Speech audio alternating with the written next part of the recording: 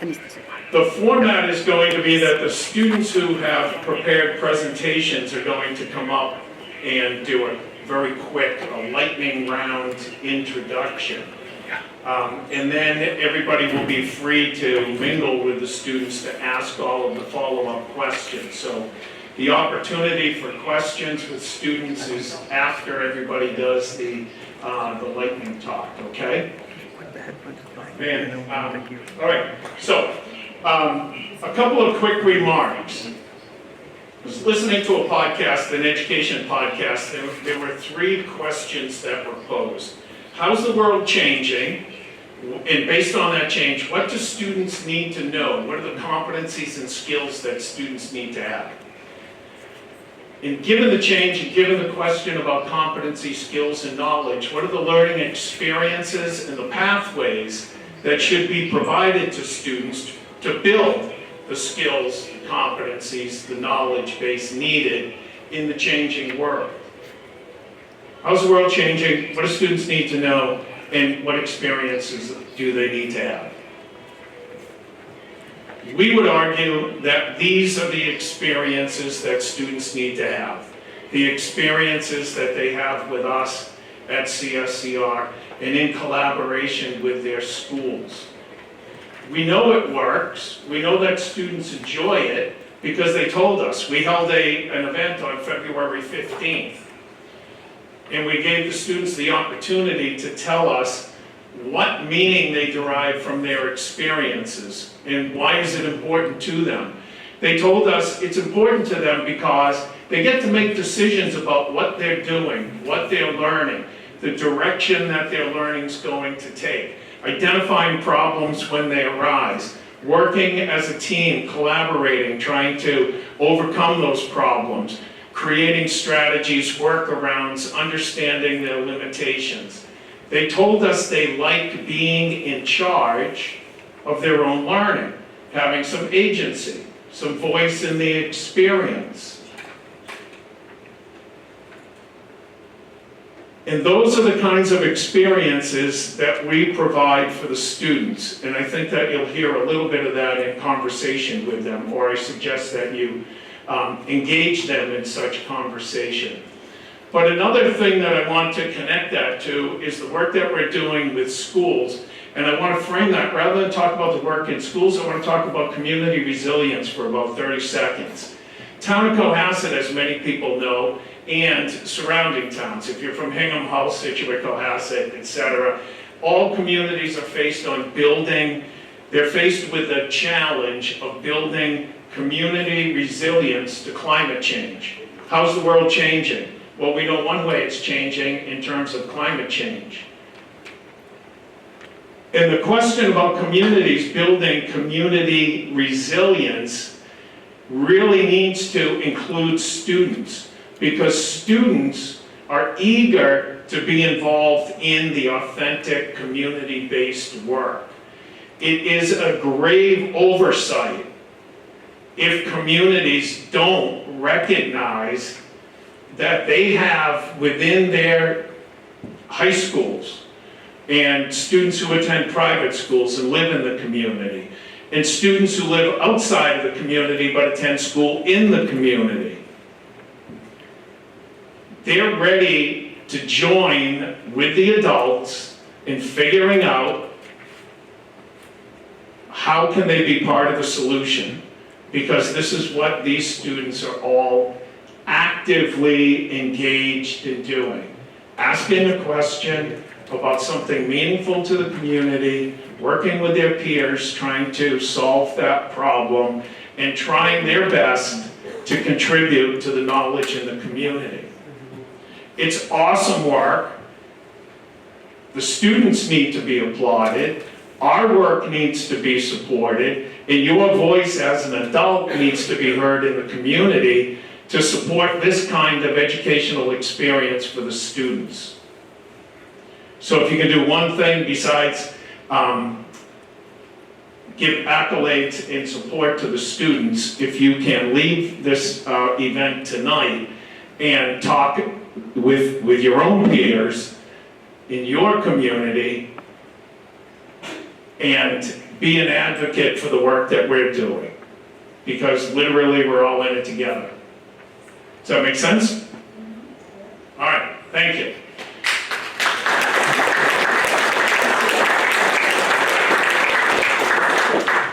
All right, so I have the honor of handing the mic over to Fran Collins, who is a lifelong resident of Cohasset. He's going to, we have the privilege of having some of the local fishermen who came tonight who are willing to speak and to make some observations, share with you some observations about the ecosystem that these students are involved in exploring and conducting their research.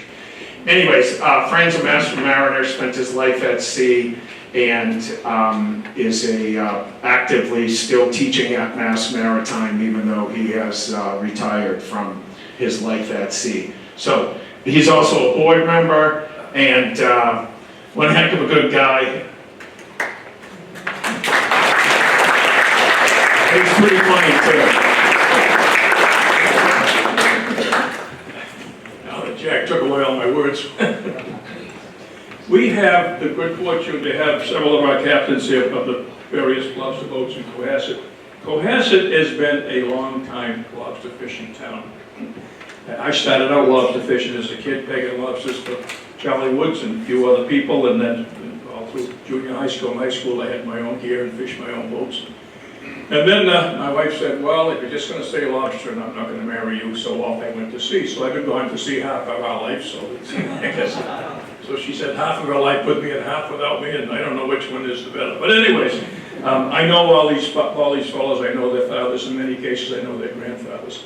There is a very important piece of work that our students can do from the oceanographic end of things, in looking at the composition of the seawater. We're looking at the various chemicals that are in the seawater. I don't think it's seawater having chemicals, but it does. There's sodium, it has chloride, it has nitrogen, it has oxygen, it has all kinds of stuff. A lot of the stuff that's in our seawater today has a direct effect on our fisheries, and particularly here in Cohasset, in the lobster fishery. So I've asked several of these boat captains to come and give us a few words of inquiry, things that they'd like to know about, the things potentially that our students can work on. Now, to give you an example of the depth of what our students are doing here at CSCR, my nephew, Pete Collins, is skipper of the Tioga, which is one of the Woodsole Oceanographic Institute's research vessels. And they come up here once a month, starting 2 weeks ago, and they'll run right through to November, and they do water samples all over Massachusetts Bay. They're chartered by Battelle Laboratories, who in turn are chartered by the Department of Natural Resources, I guess. I forget, it's a state. But they're doing water samples. And guess what? CSCR kids do the exact same work out there. And we get the exact same results. We don't go into deeper water as they do, but our kids are doing the exact same work, using the same type of equipment, a little bit, maybe not quite as sophisticated as what we have up in the Tioga, but they are doing the exact same work. We're going to try and get some of these students out on the boat here this summer to see the actual scientists.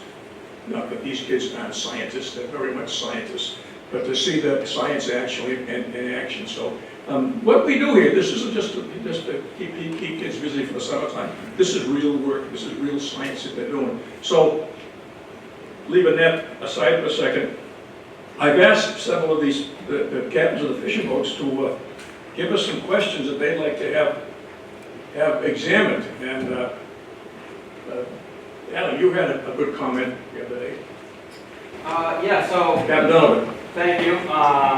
Fran called me and he asked me to come. He never mentioned anything about speaking, but Jack mentioned he was a funny guy, so you got me. So one thing we had a conversation about the other day was coastal communities and lawn fertilizer. I don't know much about it at all, but I would think that, you know, with all these communities and all these lush green lawns so close and stormwater runoff and all this stuff, that it should be something that is worth looking at. I don't know if it's a good thing or a bad thing, or I'm indifferent.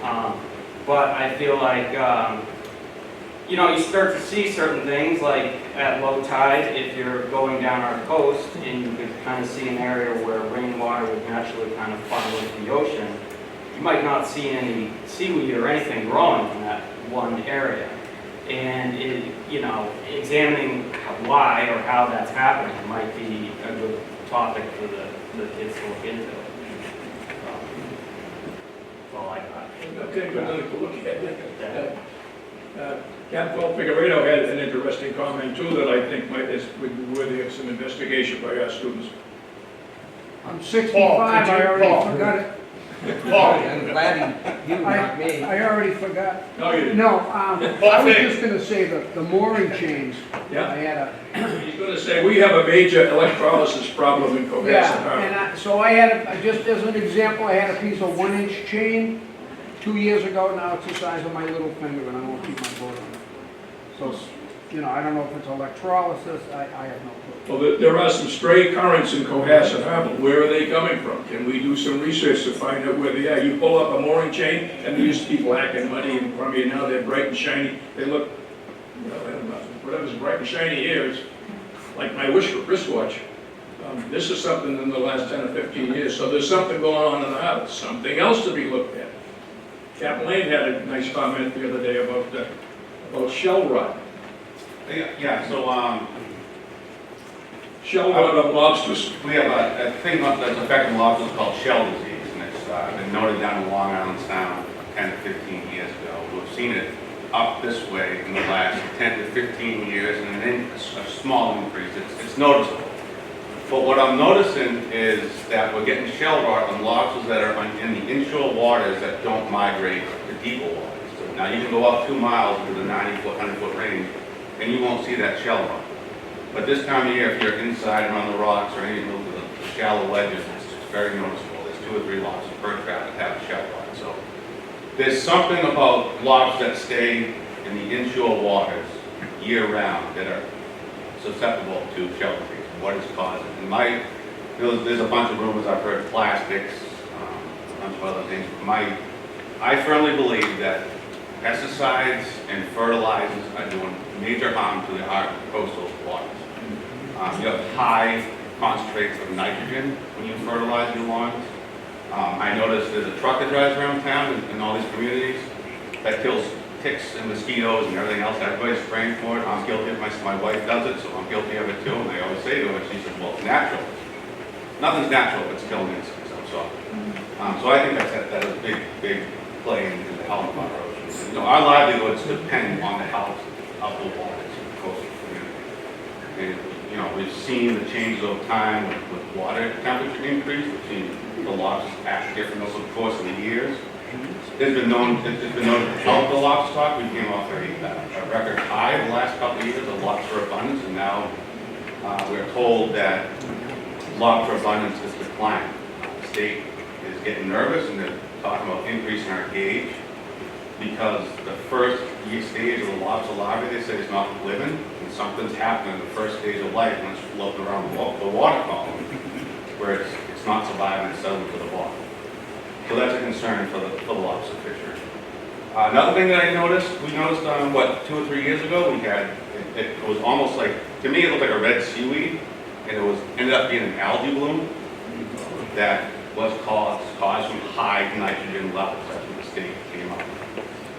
So we've seen it in the traps. It was 2 or 3 years ago. It was really bad. Traps were full. The truncates. What's that? Truncates, right? The same thing's infecting the oyster. Is it? I don't know what this is. To me, it looked like a seaweed. I've never seen it before, but the trap Yeah, it was on the lines. You just couldn't get away from it. And it was a bad algae bloom. They told us. And then down in Cape Cod Bay in the last couple of years, we've had this thing called a low oxygen bubble, which has been, it settles to the bottom of the ocean, and it rolls on the bottom of the ocean. As this low oxygen bubble rolls on the bottom of the ocean, it kills everything in its path. So lobstermen down in the Cape Cod Bay have been reporting dead lobsters in all their traps. Everything in their traps is dead. And if you know anything about Long Island Sound lobster fishery 20 years ago, 30 years ago probably now, I might date myself, it was one of the biggest lobster fisheries on the East Coast of Long Island Sound. they had a mass die-off overnight, everybody went out of business. So these are the concerns that we have. It's, like I said, it affects our livelihoods, and we depend on the health of the ocean. So I have a daughter who's in junior high, and she does a lot of science projects, and I always say to her, I said, Brooke, I said, you want to do something for me? In the project, I said, go to, Arbitron Hardware, ask them how many pounds of fertilizer they order. Yeah, so you see the trucks and tractor trailers of fertilizers that just pack that place in every hardware store in the South Shore. So I firmly believe this is one of the biggest problems that our oceans are facing, especially our coastal waters. I moved from Cohasset down to Darien, Connecticut. The company I worked for brought me ashore, and I worked for the World Trade Center in New York on the engineering department of the shipping company I was in. I got made friends with a lobsterman down there, and we used to have a joke. There were so many lobsters in that trap, they were kicking the laths up. We used to use oak ladders to put traps together. I went out fishing with him, and I never saw such lobsters in my life. I mean, you'd pull up, every trap would have 25, 30 lobsters in it. Unbelievable. I just not anything like it. And then all of a sudden comes West Nile virus. Oh my God, the world's going to end. The West Nile virus is here. It's not much worse than a cold. Some elderly people, be careful, I resemble that. Some of the older people and some little teeny infants maybe had some fatality. But it's not a big deal. But they started dosing every single storm drain on both sides of Long Island, on the New York side and the Connecticut side. And they hauled their traps. And every single lobster and crab was dead because why? Lobsters and crabs are insects. It was called melaphion, what they sprayed. Yeah. That's what And they this friend of mine, he went to Washington on it. He fought it and fought it and fought it, and they stopped it for a while. The lobsters came back and they started again. So all of these chemicals that we all use, we don't think about it. Us folks that live ashore, we don't think about it.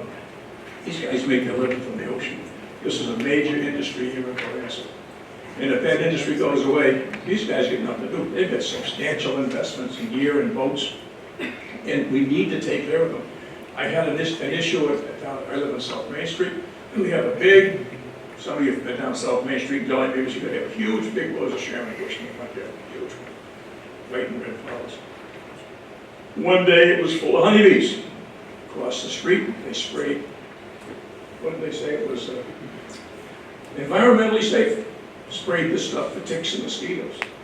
The next day there was not one bee in that rose of Sharon bush. And I called the people up, oh, we've got this. I said, you don't have anything. So we have to be careful. We fertilize our lawns all the time. If we would just let the grass clippings lay back on the lawn, there's your fertilizer. It doesn't cost anything, you already paid for it once. But we have, this nitrogen is really doing an awful number on our land, on our sea, and anything else that's to do with us. It's just a terrible, terrible thing. But back to reality of what we're doing here. All of these students can investigate these things. We do water studies up in the Gulf River. We look for nitrogen levels, and we look for oxygen levels. We can have these guys, we can give these fishermen some sample bottles, sterile sample bottles, and they can take some samples for us offshore, bring them in. Now we can analyze where are we seeing good water, where are we seeing water that may be potentially contaminated. So these fellows can be a great help to us, and we can be a great help to them. So I really appreciate you guys coming tonight. And I know it's not easy to get up and talk in front of people, but you have a story to tell. It needs to be heard. And a lot of you people don't know anything about lobster fishing. You don't know anything about the boats and what they do, but the cost, looking at it, when I was a kid, the lobster pot was $3 knocked down, you put it together. The buoy was 25 cents. The rope was probably another $1.50. The heads, if you didn't make it yourself, the nets, the funnels, they were $1 a piece. Now you have lobster trap is well over $100 to put it in the water. What do you think, about 125? 160. 160 it is now. 160, you get 800 of them. Do the math. A lot of money out there in that business to keep the thing going. So, all right, young man, how do we do? You did great. Yeah, they're still awake.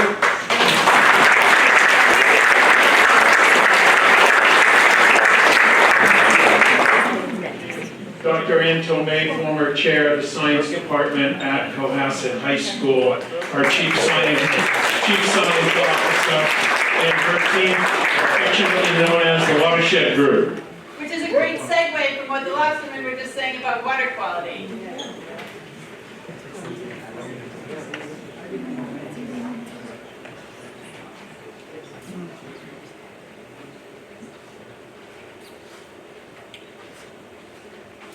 All right, so hello, we are the Gulf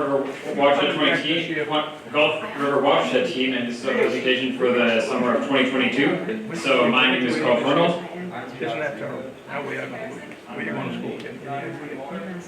All right, so next slide. All right, so the Watershed team pretty much monitors water quality at 4 different sites along the Gulf River. And so this is accomplished through field analysis and collection of water samples at 4 different locations. And so we analyze these 4 locations for bacteria and pH, and other water quality indicators. And so north through the map you see here, we have Shockmans. And so this is the Gulf River, the main river you see down there. And so north of Shockmans, you have Bassin Beach and also Event Crossing Harbor. And so that opens to the Atlantic Ocean.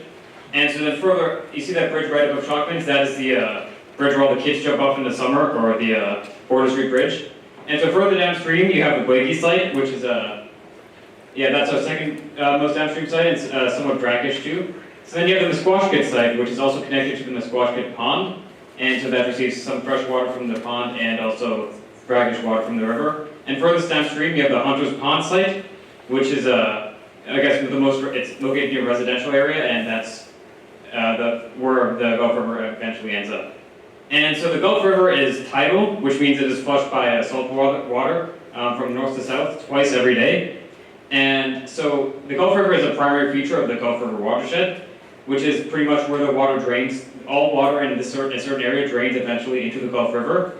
And so this boundary is what we call the Gulf River watershed. And it's important to note that the Gulf River watershed does not follow any political boundaries. It is purely ecological. And so some parts of it are in Cohasset and some parts of it are in Scituate.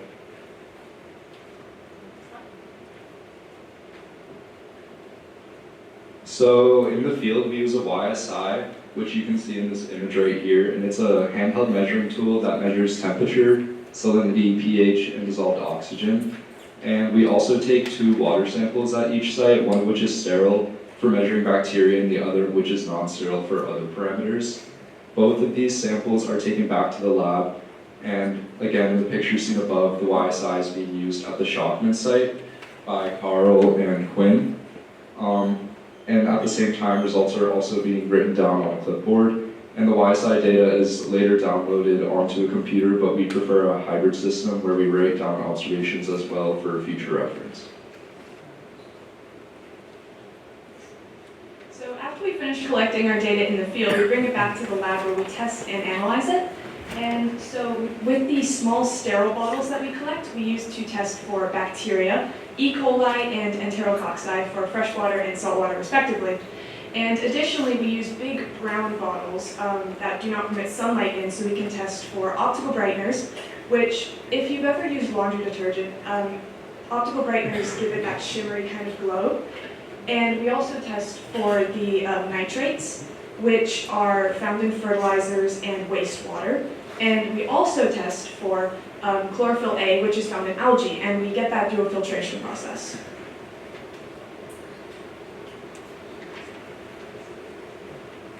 So, the key that we use for our data here displays Shockmans, Blakey's, and Musquashkett, which are our 3 saltwater sites. And additionally, in green, we have Hunter's Pond, which is our single freshwater site. And we also display the rainwater line with a thin black line because oftentimes the rainfall has correlated with our data directly. So first we have our salinity. So shown on the graph are salinity levels at Shockmans, Blakey's, and the Musquashkett, all of which are brackish sites along the Gulf River. Note Hunter's Pond isn't included since it's a freshwater site and therefore has consistent salinity values of 0. And so typically salinity levels at 42 degrees north in the Atlantic Ocean, which is Cohasset's location, are around 32 parts per thousand. And all of our data from this summer was in the range of 31 to 33 parts per thousand, which although would be normal for saltwater sites, is somewhat unusual for brackish sites, especially Musquashkett, which historically shows salinity values of around 10 to 31 parts per thousand as opposed to this 31 to 33 parts per thousand. And these consistently high values can most likely be attributed to decreased rainfall during the summer season. And this can have negative effects on the surrounding ecosystems and wildlife in those areas. All right, so this graph right over here shows the nitrate levels for the summer of 2022. And so as you can see, the drought-like conditions we experienced during the summer are represented by the black bar. And so that represents rainfall. And so Hunter's Pond, which is a green site, reveals consistently high nitrate levels, which is often they're about 2 times higher than our established baseline. And so elevated nitrates can be attributed to the overuse of fertilizer, leaky septic systems, and runoff, which is a phenomenon where pretty much debris and waste from the streets gets picked up by rainwater and then gets flushed into storm drains and local rivers, which increases the nitrate levels because the rainwater is contaminated by debris. And so these phenomena I just listed are often attributed to densely populated residential areas, which is one where Hunter's Pond is right in the middle of.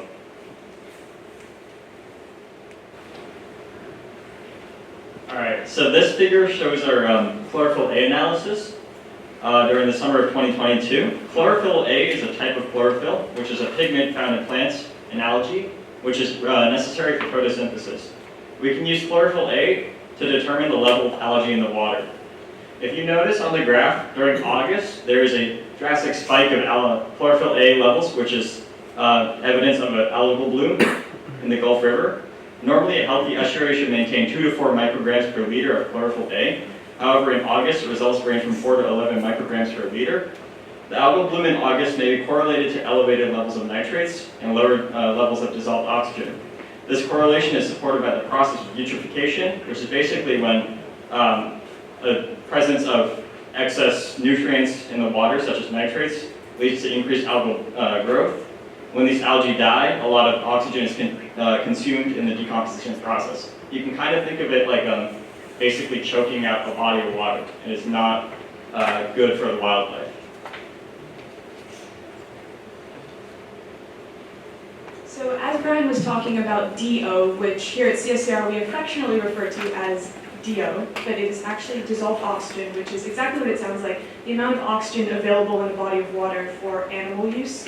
And we were happy to find that our research from this summer shows it kind of stayed in the 6 to 9 milligram per liter range, which is good for animal life. However, near the end of August, as Brian was talking about the algal blooms, we saw it kind of trend downward. And this is not good news, because I know as Fran and the lobstermen were talking about, this lack of dissolved oxygen can really harm wildlife populations and lobster populations. And as our town is highly into our lobster fishing, and especially its benefit to our economy, these low DO levels and these algal blooms can be really worrisome. But for the most part, it stayed in the safe range, so we were happy to find it. Bacteria levels were low for the majority of the summer and only spiked 3 times above the safe level for swimming at our saltwater sites. Blake's, Shopkins, and Musquashkett are our saltwater sites and have enterotoxi and marine bacteria measured because of this. Next slide. Hunter's Pond, however, is a freshwater site and instead has E. coli levels measured. Throughout the summer, Hunter's Pond showed 4 out of the 10 sampling events where bacteria levels were exceedingly high.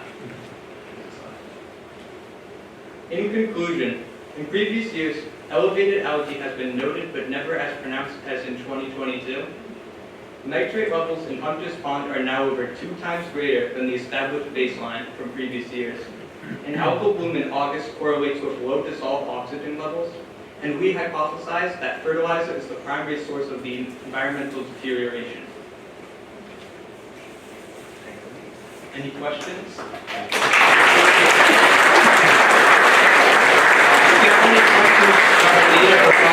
Be sure to visit our table after the presentation. One comment here I'd like to make that they didn't continue it on. Hunter's Pond on Bound Brook, that's what drains into the Gulf. That services Scituate, Cohasset, Scituate, and Norwell. all the way up past the west end. So all that drainage area, everybody up to Beechwood, up in the Aaron River, all that drains right down through this. So all of those houses that have wonderful green lawns and spend a lot of money on fertilizer, those are the ones that are adding to that high nitrogen level.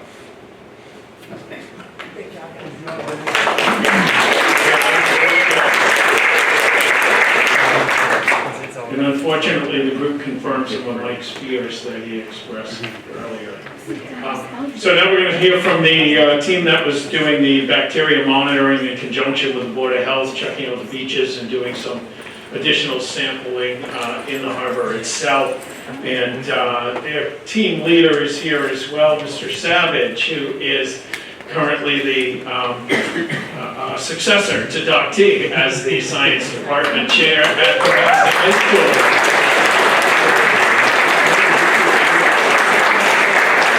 Up here, Grace and Bridget and who? You're on.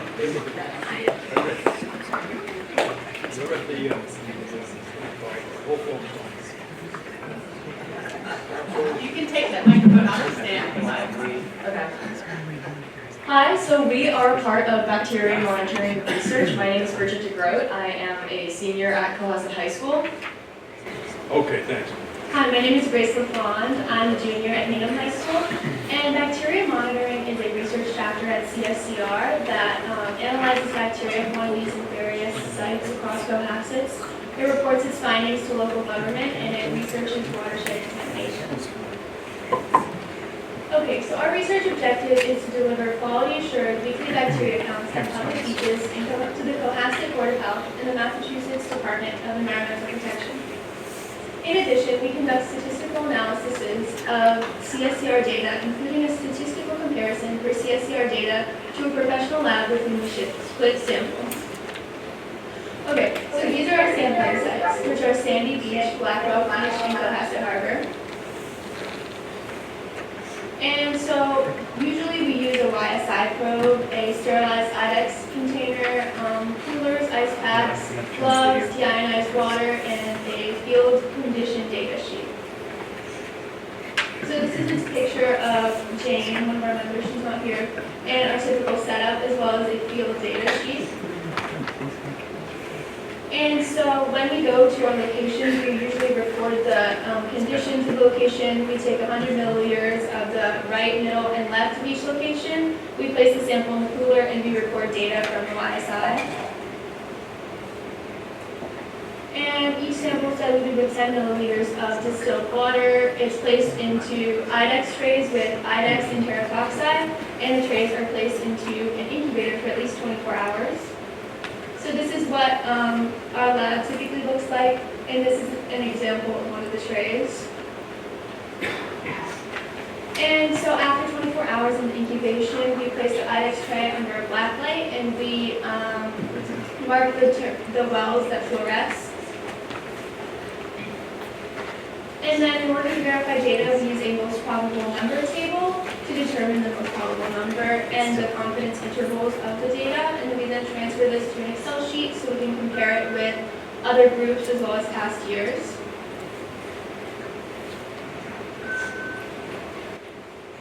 Hi, so I'm going to briefly touch upon the data that we found from over the summer. So starting at Sandy Beach, which was our first location site, here you can see that the blue bar is for Sandy left, the red bar is for Sandy middle, and then the right bar is for Sandy right. Next we have Black Rock Beach, and this is our data from over the summer. Same thing, it's the blue bar will be for the left, the red bar will be for the middle, and then the yellow bar will be for the right. And then here is Cohasset Harbor data. We only took one sample at the harbor, so here is our data results from that day, or from over the summer. And then here's our 2022 data of the harbor average and then rainfall. And the rainfall, how we got the rainfall line was just adding one of the previous days to one of our sampling days. And as you can see, it kind of correlates with the bacteria levels. Here is our 2021 data from over the summer, and As you can see, it's similar to the 2022 data. So there is a correlation of heavy rain to high bacteria levels. Our current understanding is that extreme rain quantities result in ground runoff that enters Cohasset oceans. For Sandy Ripe, there was noticeably elevated bacteria levels compared to the other locations. We theorize that its proximity to Little Harbor Estuary is the cause. In the community impact, our findings remain essential to the Cohasset Board of Health. Safety is our top priority, and our monitoring ensures that beaches were viable to human activity. Additionally, our research helps ensure that pollution from the land does not make its way into protected marine sanctuaries as well. Thank you for listening.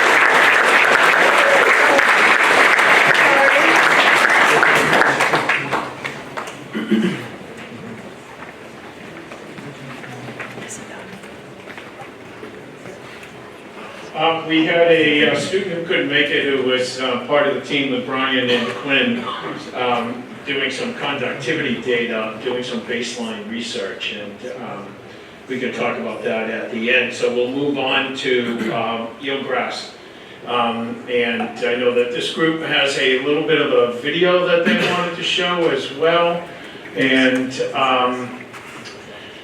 we could probably spend a couple hours talking about the eelgrass, but we'll try to get through a little bit of a lightning round right here, and then give the gentleman the opportunity to talk with you guys more about the work that they're doing. So are you guys coming up here? Okay.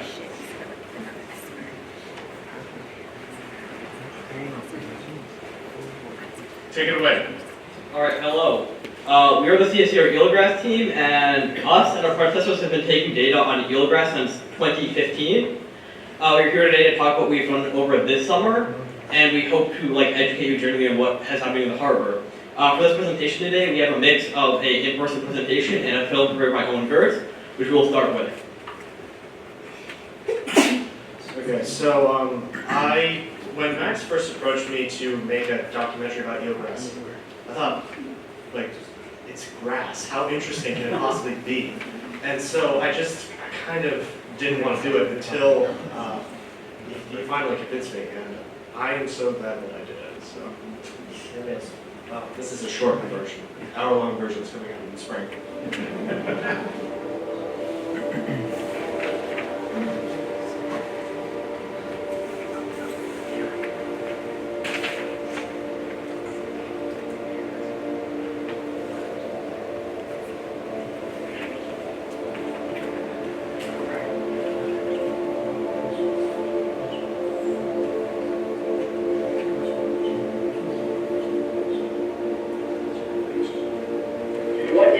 Danger of eelgrass in Europe?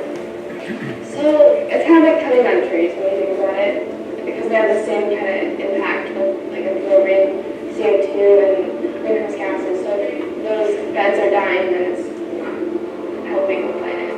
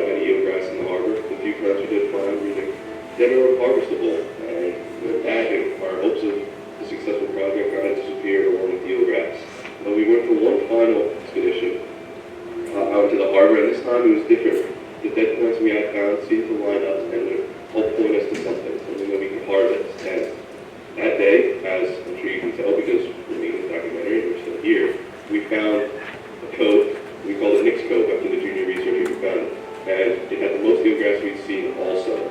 After further observations, we decided it was harvestable. So one fateful October morning, and I said October, we jumped over the side of the boat into the water. And Charlie and I managed to harvest 22 eelgrass plants, which would become the basis for experimentation and use in our tank.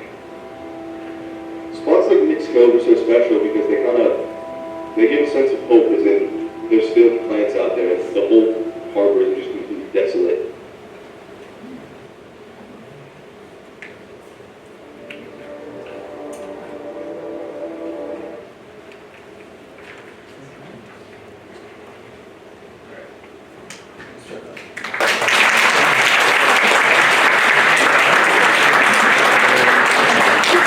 There's more.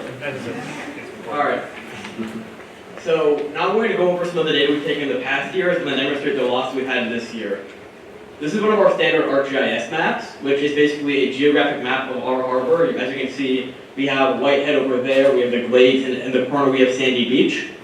And each of the points you see on screen is a geologically correlated point to a survey we took. This is data from 2015 to 2016, and to correlate the points to the data they took, each point is color-coded to the density, which you can see in the key. Generally, the lighter the color means the less density of the eelgrass we found, or in the later cases, we have found no eelgrass there. Next slide.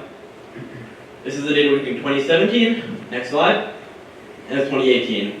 Now in the next year, next slide, we switched to a new survey to get more accurate data. It's a singular key, and it allows us to take more accurate data. You can see the key up there. All right, next slide. It's the same 2020, next slide, and 2021. However, if we go to the next slide, you can see that we isolated 2021 data. We can already see in the middle of the screen, we had some amount of loss that year, which was surprising, and it was only cataloged in October because we were busy tracking the edge of the eelgrass bed, which is very difficult. We can see the 2022 data on the next slide, and to isolate it again, it's on the next slide, it's isolated. As you can see, we had almost no presence this year. It was barren, it was desert, and as you heard in the film, was practically all gone under reduced density. However, in the corner up there, you can see Nick's Cove, where we had some eelgrass, where we can determine stable harvest. In the next slide, we can better show the data, as these red dots demonstrate this year's data, as those are the places where we found no eelgrass this year. They demonstrate eelgrass loss, and you can see that many of them are actually over high density points from last year, meaning in those areas we have completely lost all the eelgrass presence. In the lighter dots, where you can see up there, those dots are also the data from this year, and as they are the lighter color, they are only 25% density, over where we see 100% density eelgrass, meaning that we have lost also density where we still have eelgrass. However, we have had stable presence in Nick's Cove, which allowed us to continue our experiment through sustainable harvest.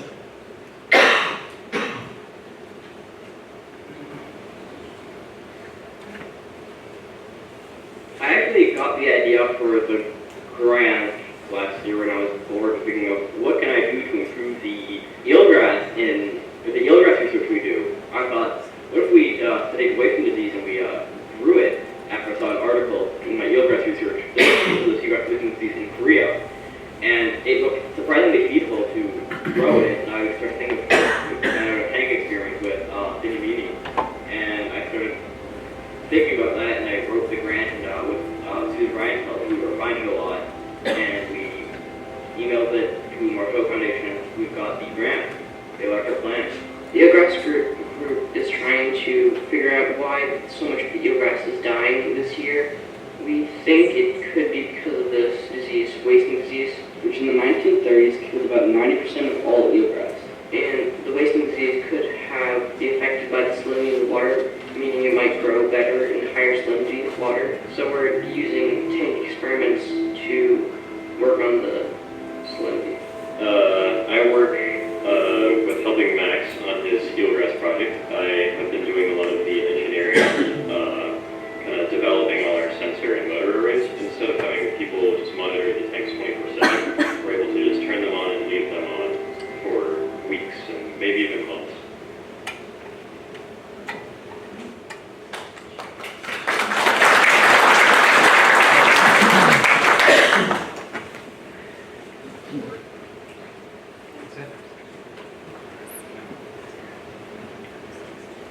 this graph details the average plant weight in all 4 tanks before and after being planted for roughly 4 months. And after pulling and surveying 1 to 2 plants from each tank, we observed an increase in average weight in every tank. While some of this data is limited, as in tank A and tank C, we only were able to survey 1 plant, we did observe growth in all 4 tanks. So this is a picture of tank A, which was our most successful tank, and we observed the growth of a new and healthy shoot in this tank. And so on the right, you can see the original shoot that we planted, and on the left, the smaller shoots are the offspring of that original shoot. And this offers proof that our tanks were successful in growing new eelgrass plants, and that our small tanks have the ability to sustain reproduction of new plants through rhizomes.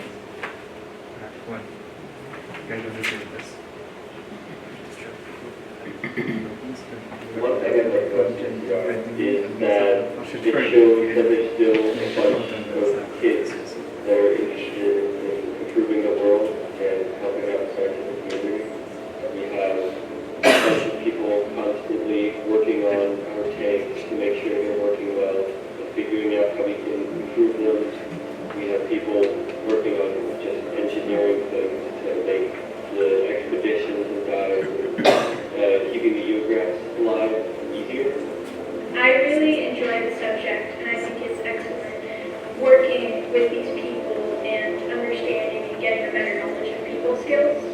It gives you opportunities that like doing something I think is meaningful, something that contributes to the community, town, some big field of eelgrass. It's also a good sport. It's also something I think is very valuable to have in the program and allows for kids to be able to have those experiences.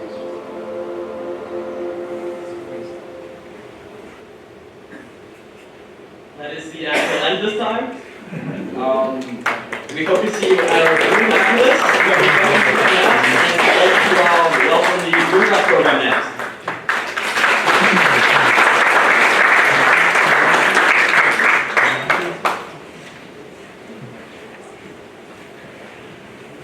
There's a little bit of a theme that seems to be emerging between the watershed team finding high nitrates, the bacteria team finding a problem with stormwater runoff, and the eelgrass team unfortunately finding or not finding the healthy beds that were once there. We apologize that the sound system in here didn't project the voices as you would hear when you look at the video at home on YouTube, which we'll share that. I do want to quickly say that it is extremely difficult to grow eelgrass. It's being tried in a lot of different professional labs with varying degrees of success. And the fact that these guys were able to do it is really a tribute to their dedication and perseverance. Unbelievable.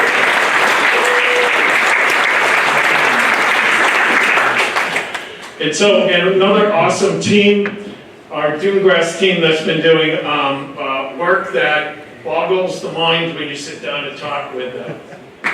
Take it away.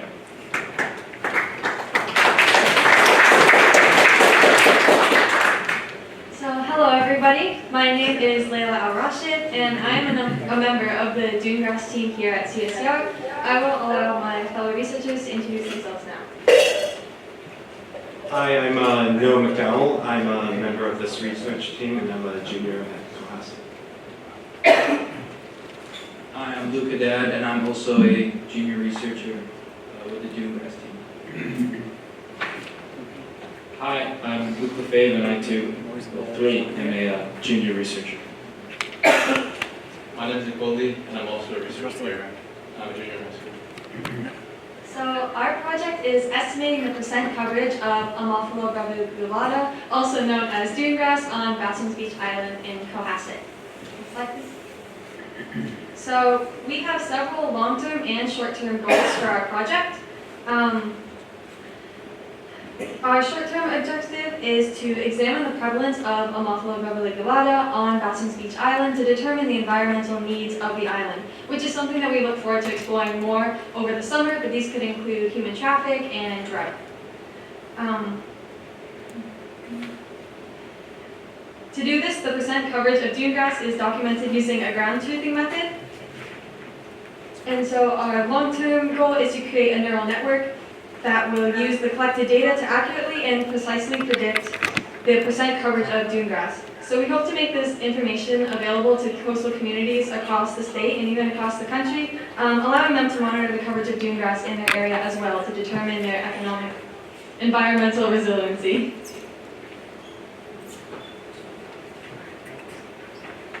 Alright, so my name is Luke Fave, as I've already said, but I just recently joined this group in January. So now I'll talk about kind of what we've been doing and introduce you to the location where we've been doing it. So we collected over 500 data points and inputted them into our neural network, as Layla just said. And furthermore, we met with Drew and Silas of the MIT Sea Grant, and right now we're actively working on writing that grant, and that will help us get drones that we can use to take aerial footage of the dune grass and then input those footages into our neural network. This grant is still being worked on, and hopefully we can get it ready for the summer where we will be using it to the best of our advantage. So for those of you who don't know, this is Bassins Beach right here. It's across from the Sailing Club in Cohasset Harbor. And yeah, it's right there.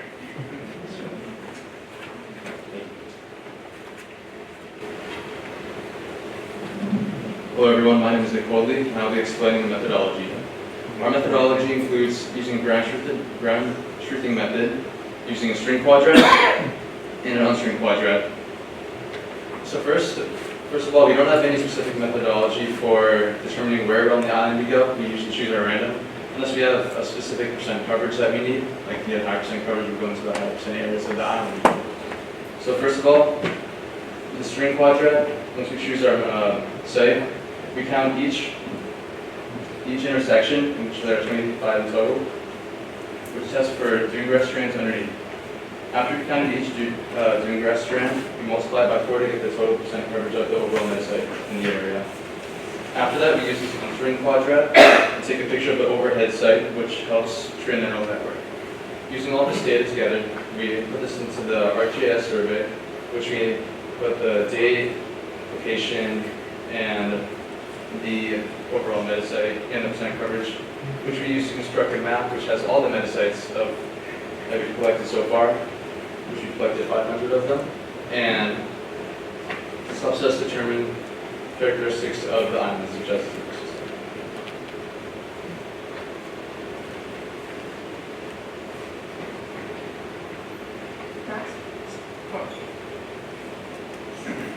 Alright, so here we have a full aerial shot of Bassins Beach Island, and this is also from ArcGIS, what Nick mentioned. And here you can see the data points, sort of like the eelgrass group, the density of percent coverage for each of the 500 points. So the white obviously means a 0% coverage, and as you get like yellow would be closer to like 25, and then the darker the green is, the higher percent coverage. So the darkest green would be about 100%.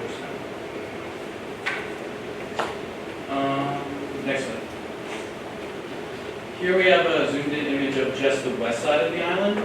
As you can see, the west side of the island does not have as much dune grass, and especially the center.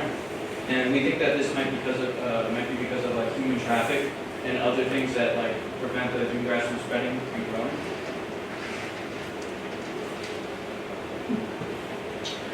And here we have the east side of the island, which is actually a lot more dense in dune grass, and especially in the center. we have like lots of animals that have nested in the center of the island, including piping plovers, which are a bird that we have found many nests that have settled into the island. And yeah, this obviously doesn't have as much human traffic and intervention throughout the island as it is farther away from the inner harbor. Next slide. So these columns here kind of show the different ranges of percent coverage. So obviously the red is 0, the light green is 1 to 25, the purple is 25 to 26 to 50, yellow 51 to 75, and blue 76 to 100. So these are a total of 500 collected points. And we will say that because we chose these points at random, it was a lot easier to get lower density coverages because they were on the very outside of the island. We didn't have to travel so far in to get them. And yeah. Oh yeah. So what does the data show? So the west side of the island is not as dense as the center. It is a lot easier to find data points of densities ranging from 0 to 50%. Piping plovers, as mentioned before, have been known to settle into the areas of the east side of the island with higher density and a lot easier for animals to nest. And we think that human traffic may be one preventing factor in the development of dune grass on the east side or west side of the island.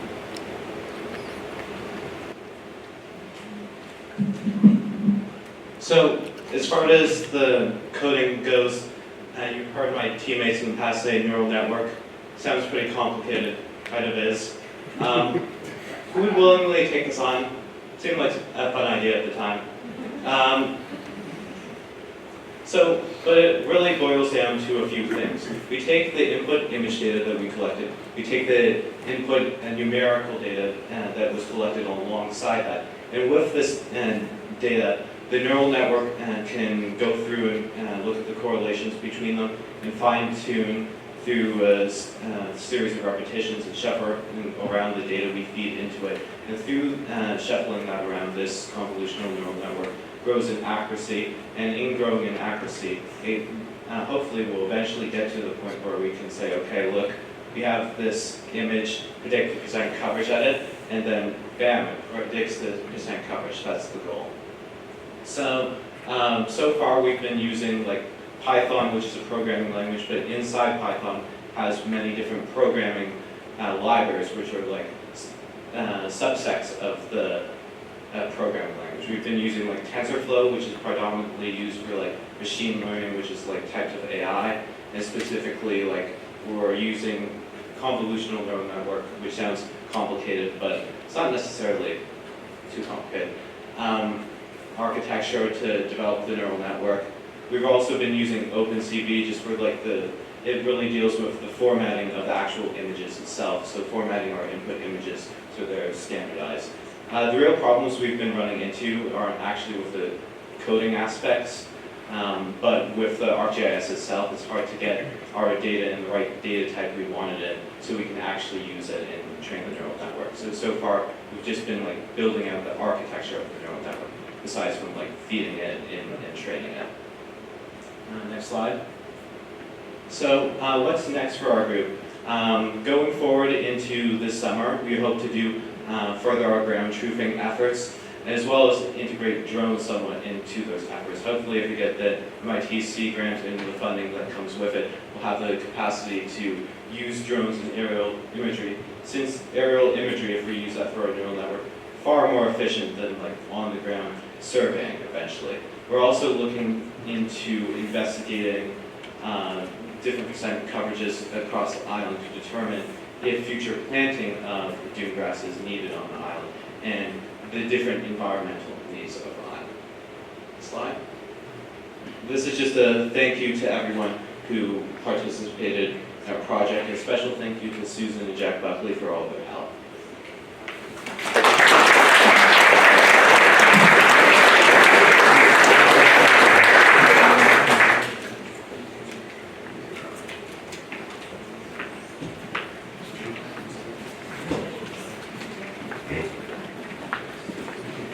I know Noah says it's not that difficult, but it sure sounds pretty darn difficult to wrap your head around. And it's awesome that the students have taken this on. And essentially, they're going to teach the computer how to recognize dune graphs and computerize all of that processing so that they can just fly a drone over there, feed the imagery into a computer network that they have built, and the computer will spit out all the data, such as those 500 data points that they collected by hand. It's amazing. It's awesome. Thanks so much, everybody, for hanging in there. The lightning rounds haven't gone quite so lightning fast as we thought, but we'll persevere. And we have our oceanography and our marine science, marine bio club. We got a little bit of a hybrid thing that I'm going to spend 30 seconds explaining. A team of students did the research at the summertime, and a second team of students took on the task of working with their data in their marine science class. They didn't even know each other and ended up working with the same data set. And we really haven't been able to bring them both together, except for right now. So, here they are.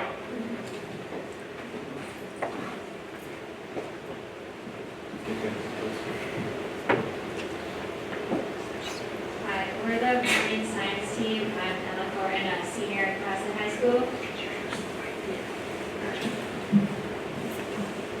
So this is a group of students that stemmed from the marine science course at our high school, and in that course we learned things about general water chemistry and ecosystems, and then it stemmed off into simulating the ecosystems of our coast by making rocky intertidal aquariums.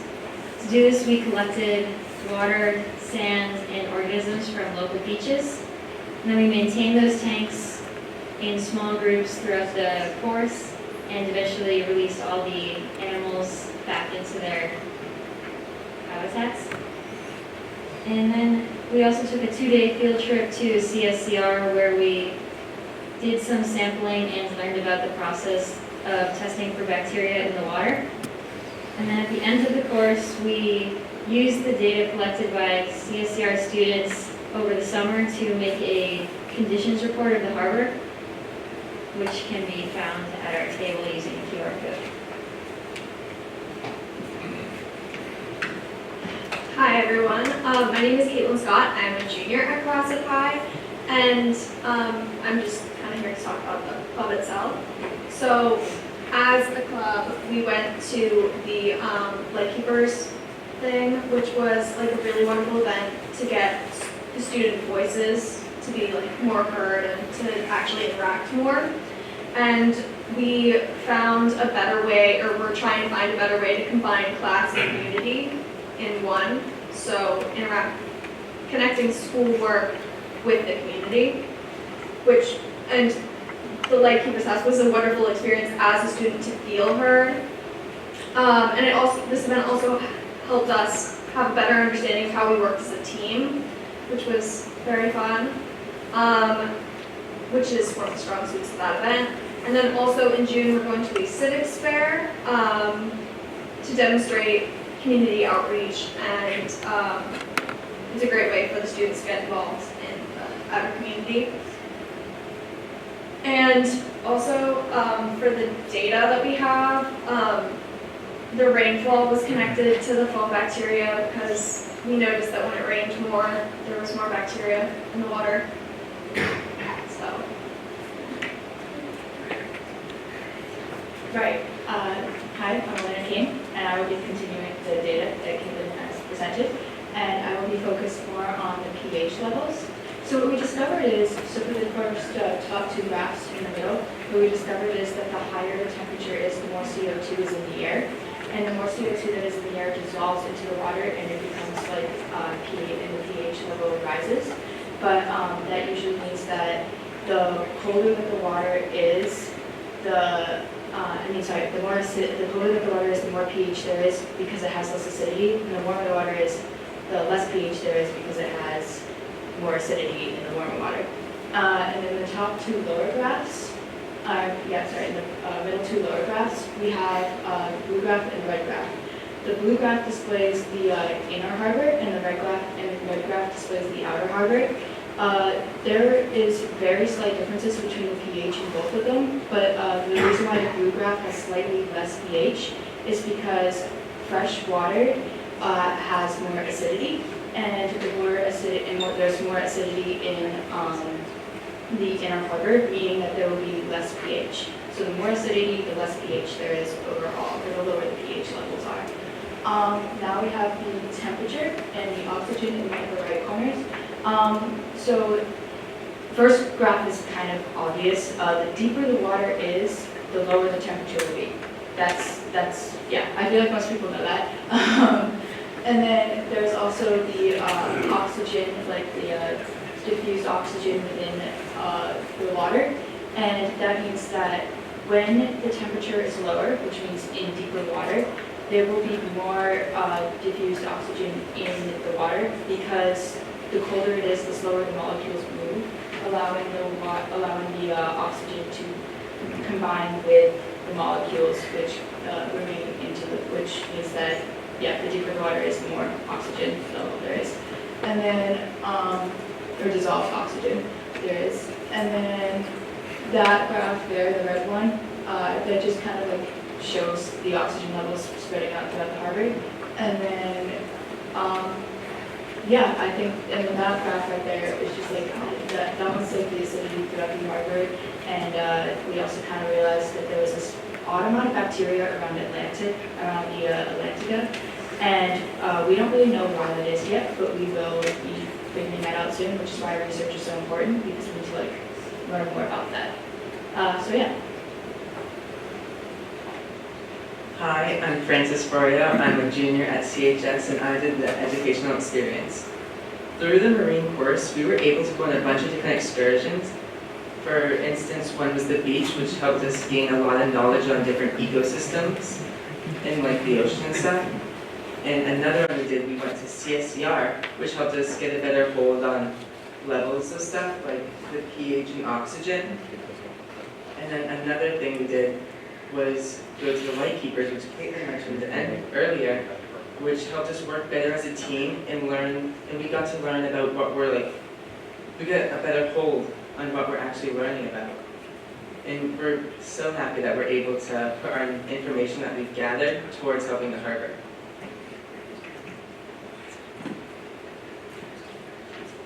Hello, my name is Bella, and I'm representing the oceanography team today. So this is a link to a website that we created to kind of compile all of our data into one area. Yep, right there. So if we go to the toolbox, this just demonstrates a close look at the mechanisms we use to collect our data. We used a plankton tow to collect plankton, the Niskin bottle to collect water from farther down in the ocean at certain depths, and the YSI to collect data regarding salinity, temperature, dissolved oxygen, etc. And so if we look at our master sheet data, up there, this is a glimpse at all of the data that we've collected over two summers. That allowed this club to take a look into the harbor and make certain conclusions about it, and then a lot of data.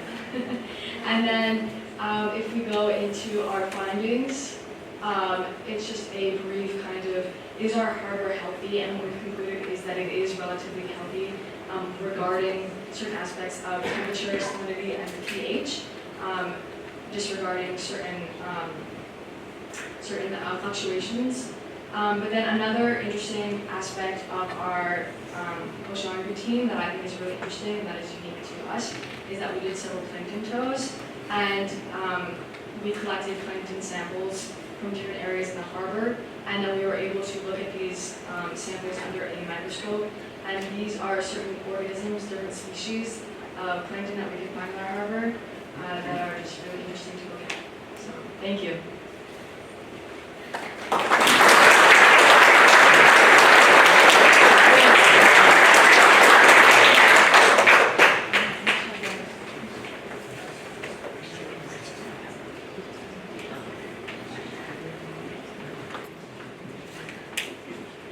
One thing I just want to clarify very quickly, when they were mentioning the light keepers, we have a grant, CSCR has a grant to work with area schools, Cohasset High School obviously being one of them. And the work is to combine the summer research with the academic experience, and the students that we're referencing participating at the light keepers were there representing a class to work with the principal and building leaders to discuss different ways to forge a better relationship, not a better relationship, but to forge structural ways, better ways to get students out of school more frequently into the community, and better ways to get the summer activity embedded into the school. So that was that particular experience, and it's in a grant that we have with NOAA, their Bay Area Watershed Education and Training Program. Okay, and one of the other things that we are doing is that there's a lot of GIS, the eelgrass, the map on the watershed team, a lot of GIS work. And these two young ladies are going to talk about their experience learning GIS and examining open space in Cohasset. So a little bit of shifting inland. Hi, I'm Lila Jackson. I'm a sophomore at Cohasset High School. And me and my partner will be briefly explaining to you the work that we've done over the winter, examining open space in Cohasset using ArcGIS computer programming. Hi, I'm Layla Omran. I'm a junior at Cohasset High School. So the term open space can be loosely defined as green area. This can include recreational spaces such as baseball fields and conserved land such as the Wampatuck State Park. The map here, it's the top left corner, uses MassGIS, the protected and recreational open space feature layer on ArcGIS, which we have been learning for the past 10 weeks. It also displays the rivers and streams in Cohasset. As we are discovering where the open space is in Cohasset, we hope that we can build off of it, specifically near streams and rivers. Environmental justice and open space.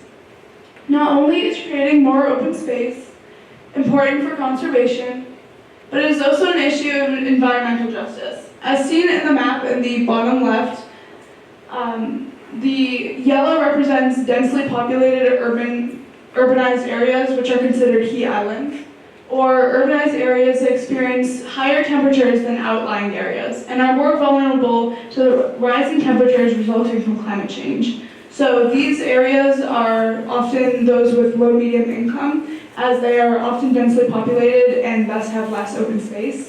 As you may be able to tell from a distance, the South Shore has less of this yellow, highly densely populated zone, and that's because we are very fortunate here in the South Shore. We're more wealthy than more urbanized areas, and thus we have more open space, and therefore are less prone to heat islands. So using the ArcGIS system to find open space is kind of, you could compare it to detective work. One thing that we worked on was examining area use codes, and something specific that we did was we used filtering and layering mapping in the ArcGIS system to specifically identify parcels of land that have an area use code that begins with 9. The significance of this is it's in the top corner. Whoops.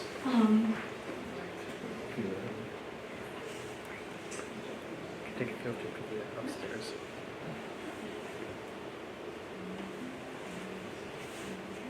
I can just continue discussing it if.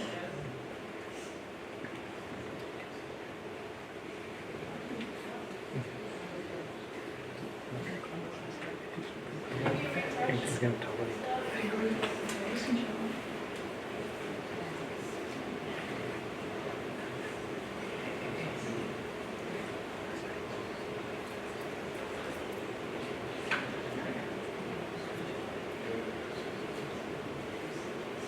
sorry. It's okay. Anyways, area use codes that begin with 9 are municipal areas that are exempt from taxes in the state of Massachusetts.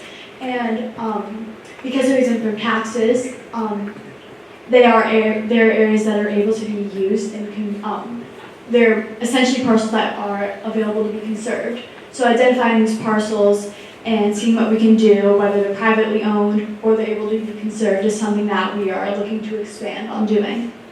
Our ultimate goal is to help create a greener tomorrow through an increased amount of open space in Cohasset. There's an initiative that is nationwide under the Biden administration, the 30 by 30 goal. By using our ArcGIS skills, we hope to grow and expand upon the skills we've already developed to help reach this goal. If you have any questions, you can come talk to us. Thank you.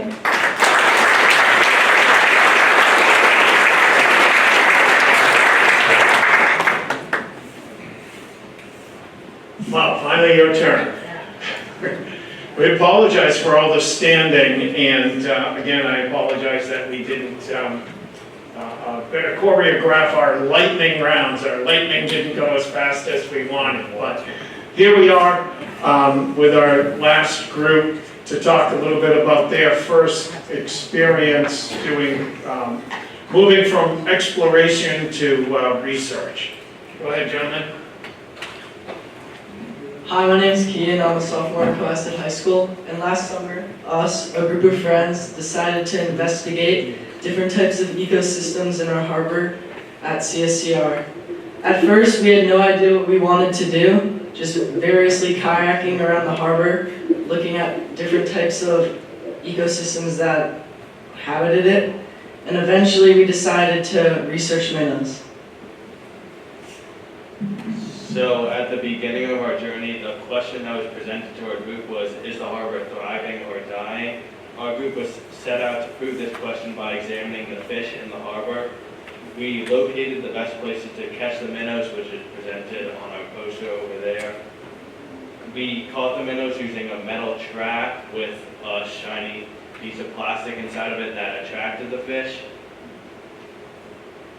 We found out what species of minnows were most common in the harbor and how many they were, which is also represented on our poster. As a group, we enjoyed our experience catching these fish and measuring them, and we are excited to continue our research this upcoming summer. With our observations, we collected data and made graphs based on our findings. We found it very interesting that there are various different types of minnows and different species in different parts of the harbor. Our data was largely affected by the different traps that we used, the time and tide of the day. And if you want to take a closer look at our pictures and graphs, you can go over to our table and we'd be happy to answer any of your questions.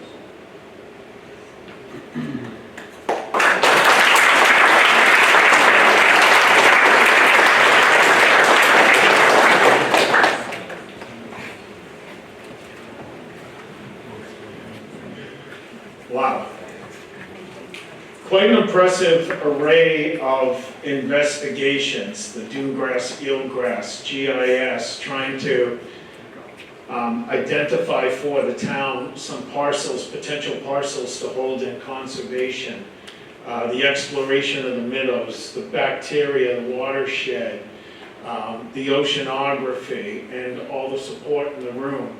And really appreciate you gentlemen coming to spend this evening with us and share your observations. I know it's late and we thought that we would have a half an hour between 8 and 8:30 for everybody to talk. We've been told that at 9:30, that's when the doors shut down and everybody has to be out of here. So you actually can stay for another hour, but we do have to be cleaned up and gone before 9:30. But Please spend a little bit of time talking with the students. We really appreciate having all of you here. It's really great. It's an honor to see the community members here, parents, family members, etc.